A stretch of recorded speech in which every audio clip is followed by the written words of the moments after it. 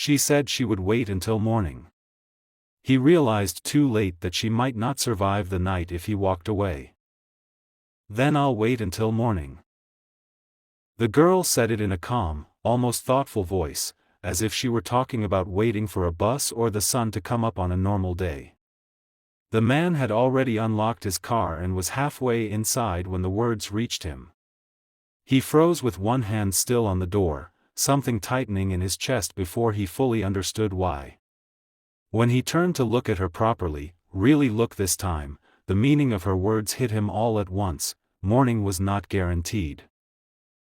She stood a few steps away under the dim yellow light of the parking lot lamps, small and painfully still. She couldn't have been more than 6. Her blonde hair fell loose over her shoulders, slightly tangled, and her pink dress was far too thin for the cold night air that crept in between the buildings. She was barefoot, her toes red from the chill, but she didn't complain or shift her weight to escape it. Her blue eyes were fixed on him, not pleading, not demanding, just waiting. The man straightened slowly and closed the car door. His name was Nathan Brooks, and people were used to stepping aside when he moved through the world. He was a millionaire, confident, controlled, accustomed to leaving places without looking back. Yet standing there in the quiet parking lot, with the city humming distantly behind him, he felt strangely unsteady. "Wait for what?" he asked, keeping his voice neutral, as if this were an ordinary conversation. "For morning," the girl repeated. "It's safer then." The way she said it suggested experience, not imagination.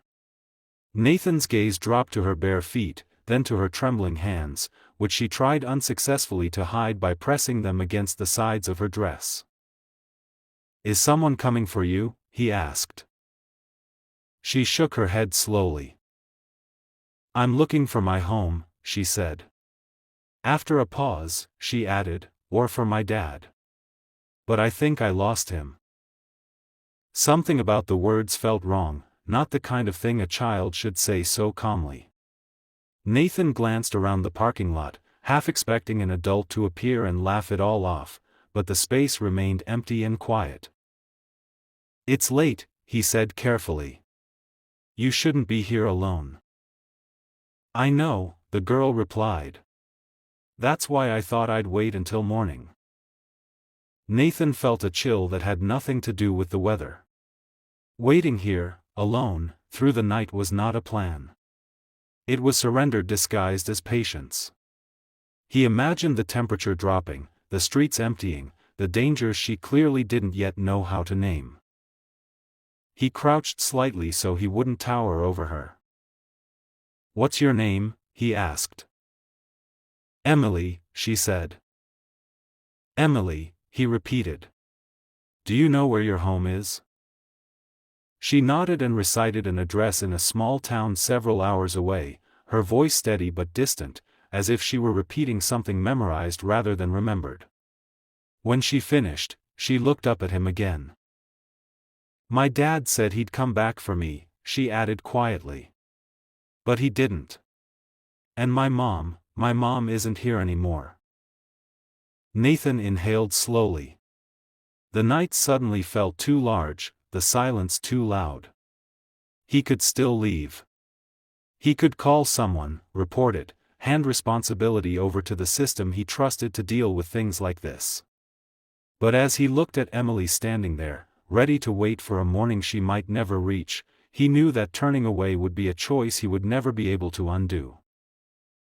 "Emily," he said, his voice softer now, "you don't have to wait here." She studied his face carefully, as if searching for a lie. "Then what should I do?" she asked. Nathan straightened and opened the car door again, this time fully. "Come with me," he said. "At least until morning." For the first time since she had spoken to him, something shifted in her expression. It wasn't relief or happiness yet, but a fragile spark of possibility, flickering quietly in the cold night air. The car pulled out of the parking lot slowly, the engine humming softly as if even it understood that sudden movements were unwelcome. Emily sat in the passenger seat, her small body tucked carefully against the door, hands folded in her lap the way children do when they are trying very hard not to cause trouble. Nathan adjusted the heater without saying anything, angling the warm air toward her bare legs, and only then realized how cold she must have been for hours. She noticed the change but didn't comment. Instead, she stared out the window, watching the city lights slide past, her reflection appearing and disappearing in the glass like a ghost she wasn't sure belonged to her. Nathan glanced at her more than once, each time struck by how quiet she was. Not the peaceful quiet of comfort, but the careful silence of someone who had learned that speaking too much could make things worse. "Are you hungry?" he asked after a few minutes. Emily thought about it seriously, her brow furrowing. "A little," she said. "But it's okay." Nathan frowned, recognizing the answer for what it was. It wasn't honesty, it was permission to be ignored. "It's not a problem," he said. "We can stop." She hesitated, then nodded. They pulled into a small, nearly empty diner glowing against the darkness like something unreal. Nathan ordered food without asking too many questions, and when it arrived, Emily stared at the plate as if it might disappear if she touched it too quickly. She ate slowly, politely, stopping between bites as though waiting to be told she could continue. "You don't have to rush," Nathan said gently. She looked up, surprised, then resumed eating, this time finishing the meal completely. When she was done, she folded her napkin neatly and placed it beside the plate. "Thank you," she said, meeting his eyes. "For the food. And the ride." The formality in her voice made his chest tighten. They drove again, the road stretching long and dark ahead of them. Emily eventually curled slightly toward the window, her eyelids drooping, exhaustion finally pulling at her small body. Just before she fell asleep, she spoke again, her voice quieter now, softer around the edges. "My dad used to drive at night too," she said. "He said the road was easier when fewer people were on it." Nathan kept his eyes on the road. "Did you like that?" he asked. She shrugged faintly. "I liked when he talked. When he didn't, it meant he was thinking about leaving." Nathan's hands tightened on the steering wheel. "Did he tell you he was leaving?" he asked. "No," Emily replied. "He just stopped coming back." Silence filled the car again, heavier this time. Emily's breathing evened out as she finally fell asleep, her head tilting awkwardly against the seat.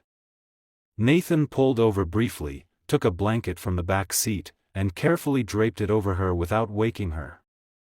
She stirred but didn't open her eyes, clutching the fabric instinctively as if afraid warmth could vanish. As he drove, Nathan's thoughts unraveled in a way he wasn't used to. He had spent his life believing problems could be scheduled, managed, delegated. This one sat beside him, breathing softly, completely unmanageable. He wondered how a child so small had ended up preparing to wait alone through the night, and how many adults had already looked away before him. Hours later, the city was far behind them, replaced by empty roads and distant trees. Emily stirred again, waking briefly. "Are we there?" she asked sleepily. "Not yet," Nathan said. "But we're getting closer." She nodded, reassured by the certainty in his voice, and closed her eyes again.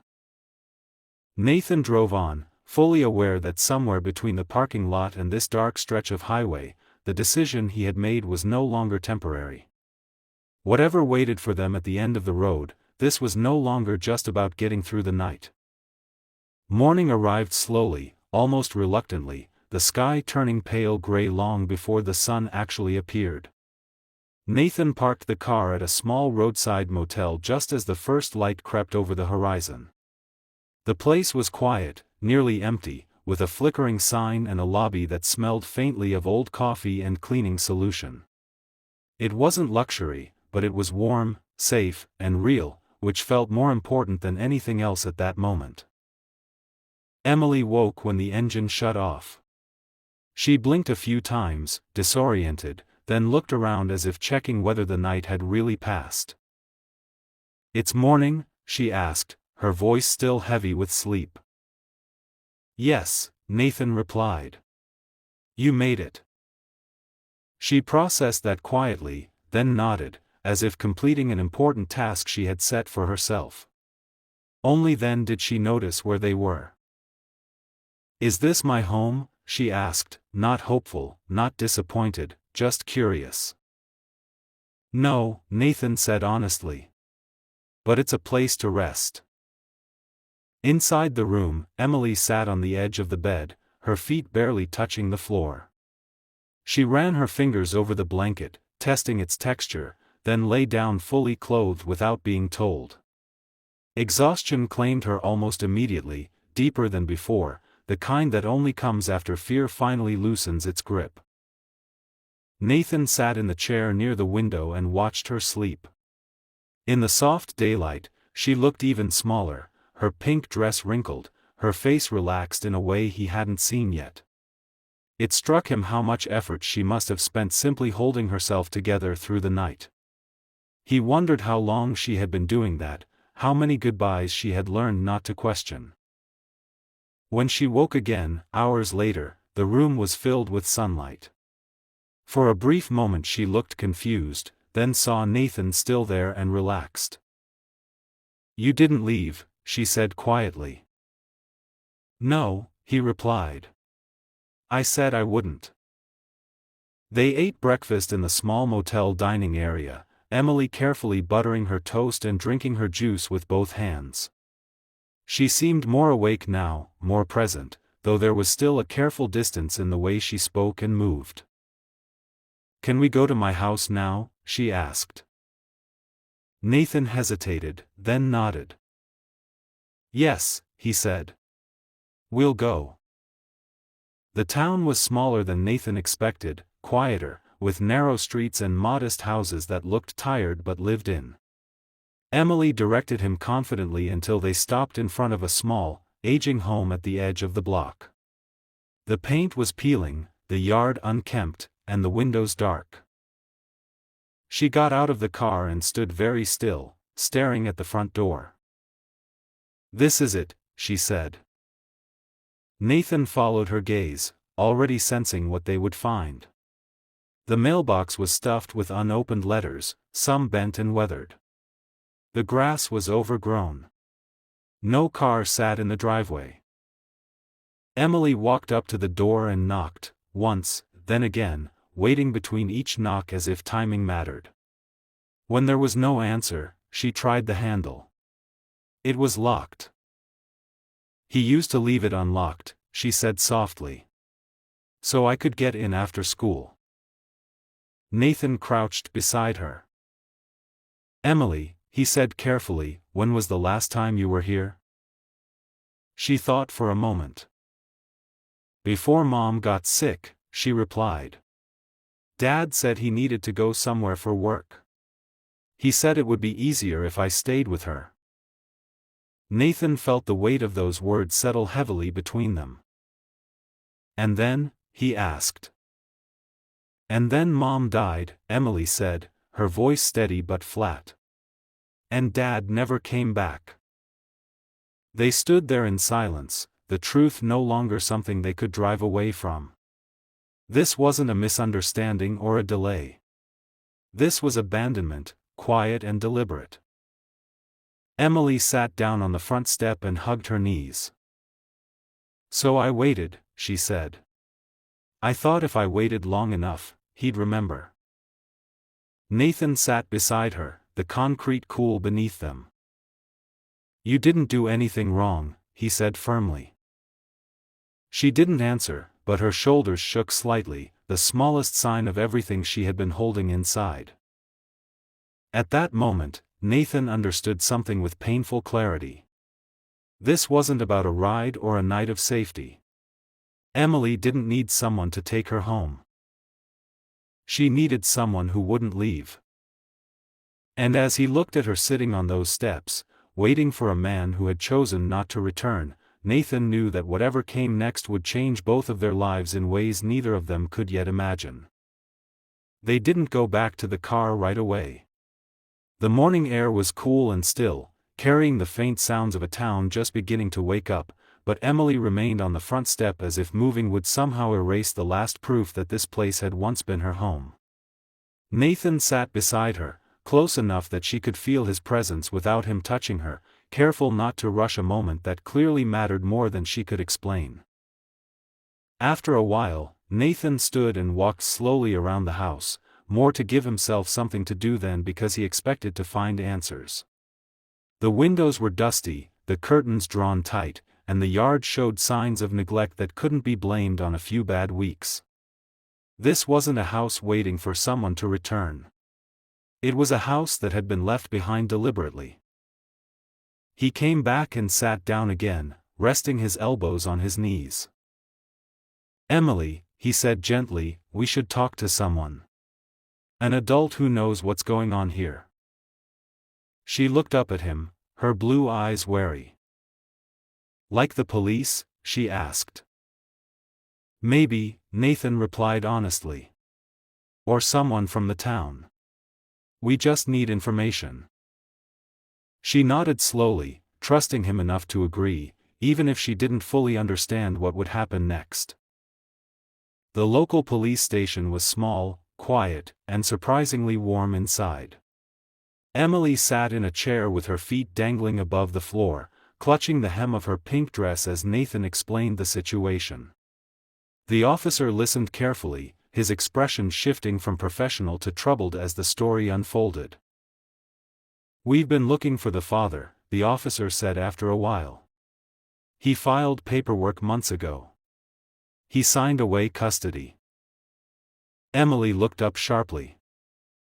"Signed?" she repeated. "Yes," the officer said gently. "He left legal responsibility behind. That means he didn't plan on coming back." The words settled heavily in the room. Emily's face didn't change much at first, but her fingers tightened around the fabric of her dress, knuckles turning pale. "What happens to her now?" Nathan asked. The officer hesitated. "She'll be placed into temporary care," he said. "Until something more permanent is arranged." Temporary. The word echoed painfully. Emily slid off the chair and stood close to Nathan, pressing her arm against his leg without saying anything. Nathan felt the contact and understood it immediately for what it was, fear disguised as stillness. "She won't be staying here alone," Nathan said quietly but firmly.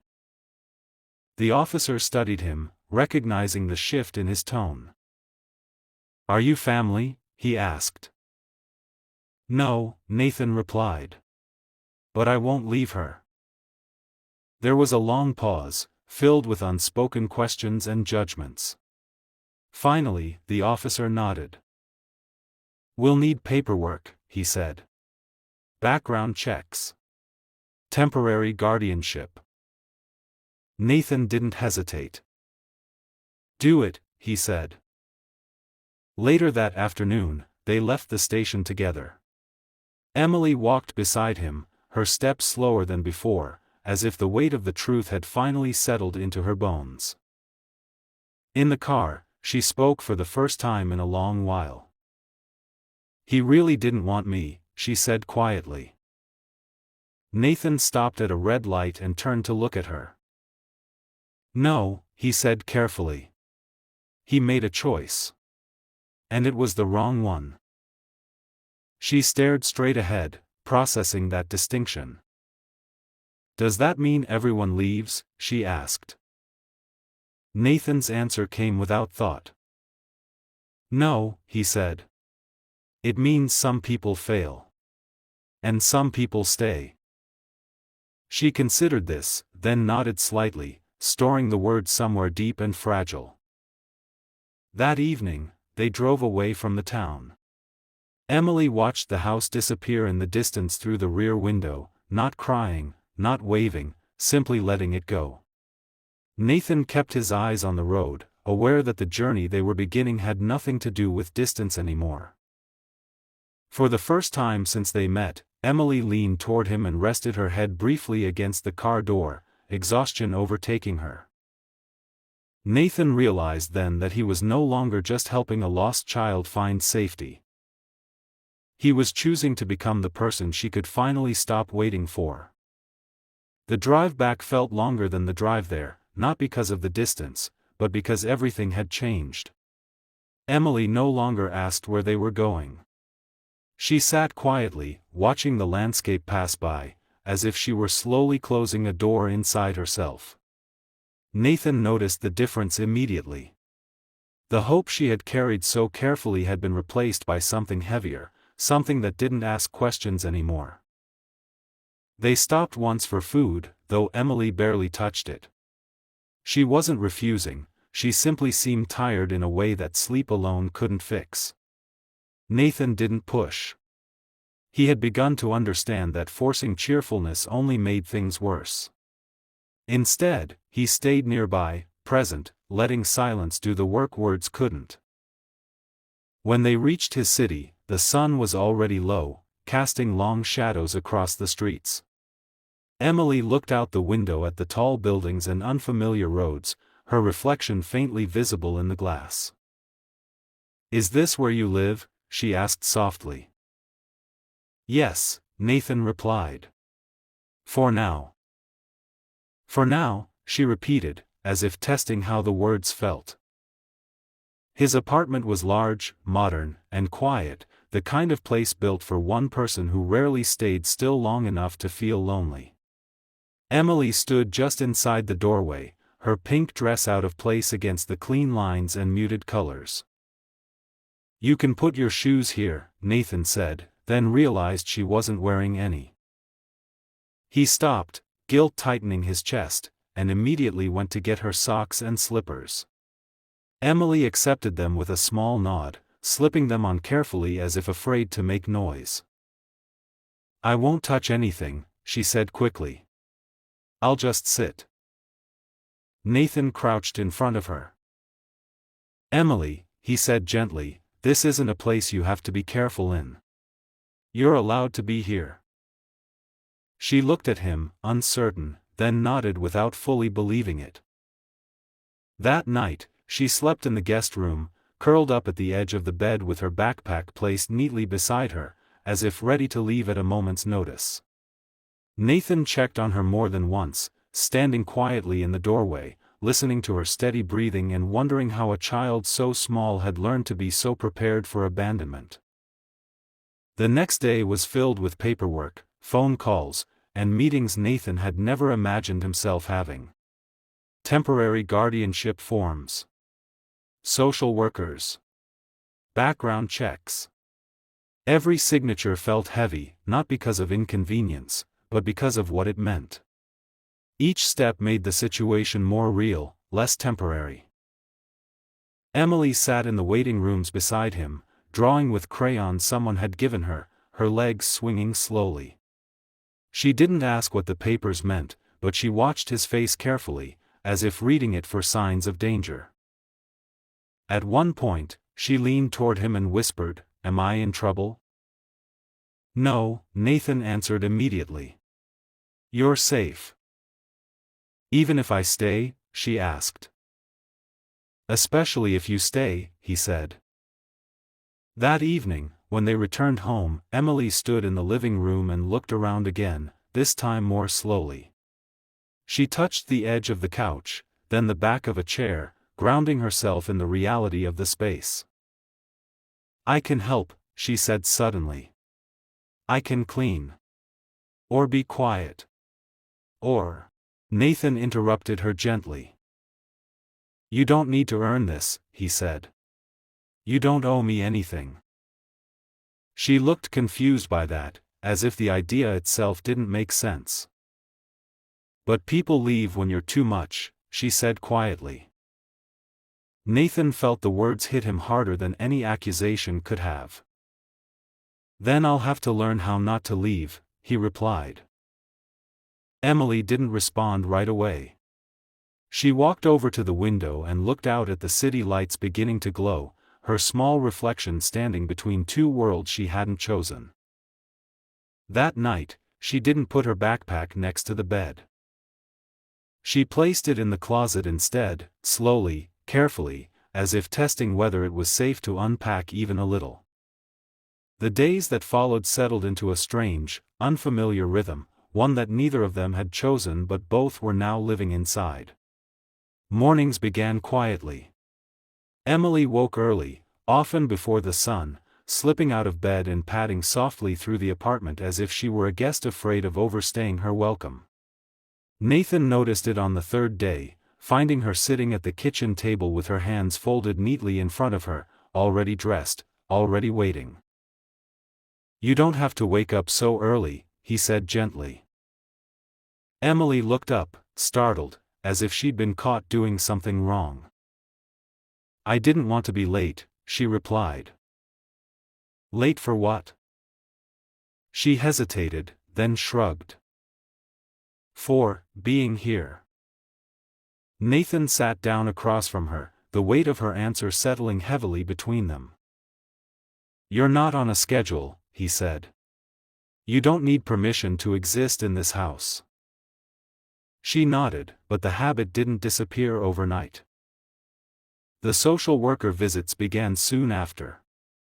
Polite conversations, careful questions, neutral smiles that tried to hide concern. Emily sat close to Nathan during each meeting, her shoulder brushing his arm, her eyes fixed on his face whenever an unfamiliar word was used. He answered everything honestly, without minimizing the responsibility or exaggerating confidence he didn't yet feel. "She's adjusting," one of them said afterward. "But she's very guarded." Nathan already knew that. At home, Emily moved through the space like someone afraid to leave fingerprints behind. She lined up her shoes carefully, folded her clothes twice before putting them away, and apologized when she laughed too loudly at a cartoon.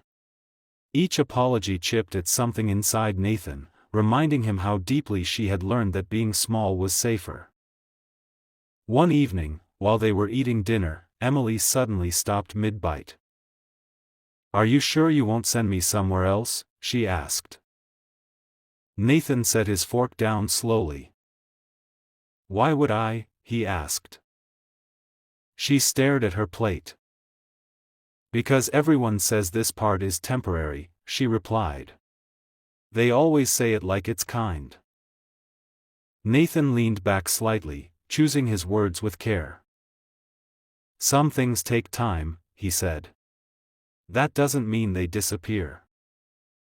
She considered this quietly, then nodded, though doubt still lingered in her eyes. Later that night, Emily woke from a nightmare she couldn't explain. Nathan heard her before she reached his door, small footsteps hurried and uneven, followed by a knock that barely made a sound. When he opened it, she stood there trembling, her pink dress wrinkled from sleep, her face pale with fear. "I'm sorry," she whispered immediately. "I didn't mean to wake you." Nathan knelt in front of her without hesitation. "You don't have to apologize," he said. "Not for being scared." She didn't argue this time. She stepped forward and pressed her forehead lightly against his shoulder, her body shaking as the fear finally escaped. Nathan wrapped his arms around her carefully, holding her as if she might break, staying still until her breathing slowed and her grip loosened. "You can stay," he said quietly. "Whenever you need to." That night, she slept on the couch instead of her room, curled into the corner with a blanket pulled up to her chin, reassured by the sound of him moving around nearby. In the following weeks, small changes began to appear. Emily started leaving her drawings on the coffee table instead of hiding them in her backpack. She asked questions about the city, about school, about whether the mornings would always smell like coffee here. Once, She laughed suddenly, a short, surprised sound, then clapped a hand over her mouth as if afraid she'd done something wrong. Nathan smiled and said nothing, letting the moment exist. The first real crack came one afternoon when Emily asked, very quietly, "Can I call you Nathan?" "Yes," he said. She hesitated. "What if I call you something else later?" Nathan looked at her, understanding more than she'd said. "Then we'll talk about it when the time comes," he replied. She nodded, satisfied for now. That night, as Nathan turned off the lights, he realized something that both frightened and steadied him at once. Emily wasn't just learning how to stay. She was learning whether she was allowed to belong. And for the first time in his life, Nathan understood that belonging wasn't something you offered once and walked away from. It was something you proved, quietly, every single day. The knock came on a quiet afternoon, the kind of knock that felt out of place in an apartment where life had finally begun to settle. Nathan was in the kitchen, answering emails, while Emily sat on the floor nearby, carefully building a small city out of wooden blocks. She looked up immediately when the sound echoed through the hallway, her body tensing in a way that had become familiar over the past weeks. Nathan noticed it at once. "I'll get it," he said calmly, standing up. Emily didn't move, but her eyes followed him, wide and alert. She had learned that unexpected sounds often meant changes, and changes had never been kind to her. When Nathan opened the door, the man standing there felt like a shadow from a life Emily had already lived and tried to survive. He was unshaven, his clothes worn, his posture defensive rather than confident. His eyes flicked past Nathan, searching the apartment behind him. "I'm here about my daughter," the man said. "Emily." Nathan's chest tightened. "Who are you?" he asked, though he already knew the answer. "I'm her father," the man replied, straightening slightly, as if the word itself should grant him authority. "I heard she's here." Emily had stood up silently and moved closer without realizing it. She hovered just behind Nathan, her small fingers gripping the fabric of his sleeve, her face pale. Nathan stepped forward, blocking the doorway. "You gave up custody," he said evenly. "You made that choice." The man scoffed. "Things change," he said. "I need her now." Emily's grip tightened. Her breathing grew shallow, each breath clearly measured as if she were afraid to let too much air escape. Nathan didn't raise his voice. "Need her for what?" he asked. The silence that followed was answer enough. "I'm not here to fight," the man muttered. "She's my responsibility." Nathan looked back at Emily for just a second. Her eyes were fixed on the floor, her shoulders drawn in, her entire body braced for rejection. "She's not an object you pick up when it's convenient," Nathan said quietly. "She's a child." The man's expression hardened. "This doesn't concern you," he snapped. "You're not her family." Nathan felt something shift inside him, solid and irreversible. "I am," he said. The word surprised them both. Emily looked up sharply, her eyes filling with tears she didn't let fall. The legal process moved quickly after that. Meetings, documents, tense conversations with social services and lawyers. Emily didn't understand all of it, but she understood enough to feel afraid. She asked fewer questions, grew quieter again, watching every interaction with the careful focus of someone waiting for bad news. One evening, after a long meeting, she sat beside Nathan on the couch, her legs tucked beneath her. "Am I going to have to go with him?" she asked softly. Nathan turned toward her fully. "No," he said. "Not if I can stop it." She nodded, trusting the tone more than the words. The court hearing was brief but heavy. Emily sat in the hallway with a social worker while Nathan spoke inside the room. She stared at the floor, counting the lines in the tiles, trying not to imagine what would happen if the door opened and someone told her to pack her things. When Nathan finally came out, his face was tired but steady. He knelt in front of her.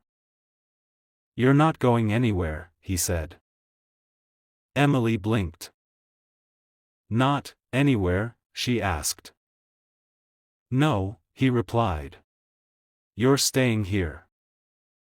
The breath she released was shaky and uneven, like something she had been holding in far too long. She didn't cry.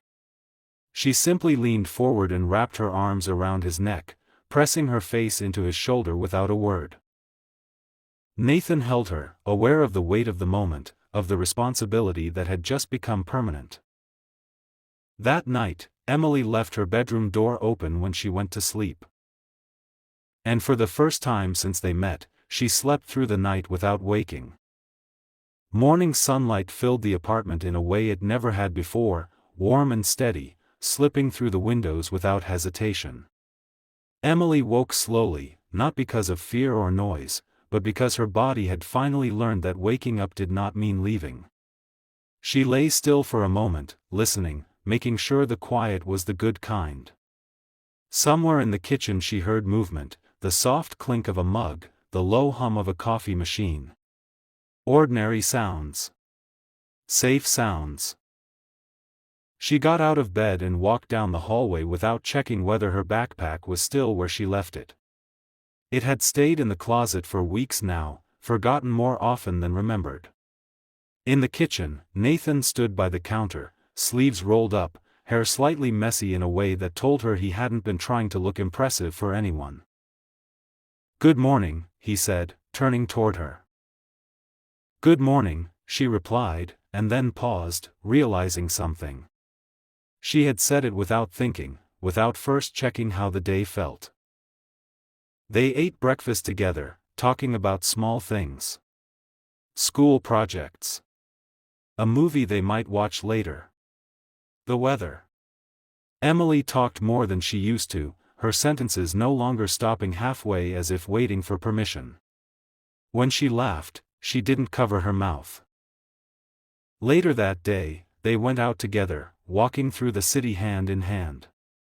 Emily noticed things she hadn't before, the way Nathan slowed his steps to match hers, the way people smiled at them without knowing why, the way she no longer felt like she was borrowing someone else's life. At a crosswalk, she squeezed his hand and looked up at him. "You didn't leave," she said. "No," Nathan answered. "I stayed." They stopped at a park where children were playing, their voices loud and unrestrained.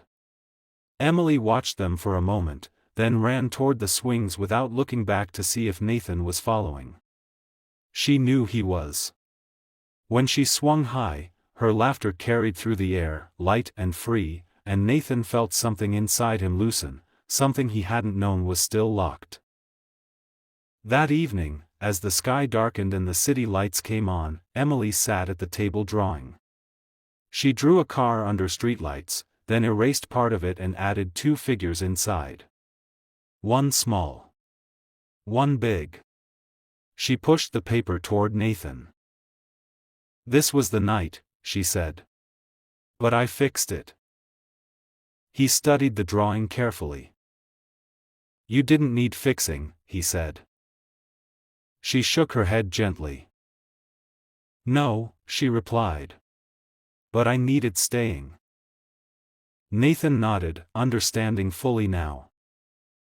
Later, as he tucked her into bed, Emily hesitated, then spoke in a quiet voice that carried no fear. "Can I stop waiting now?" she asked. "Yes," Nathan said without hesitation. "You don't have to wait anymore."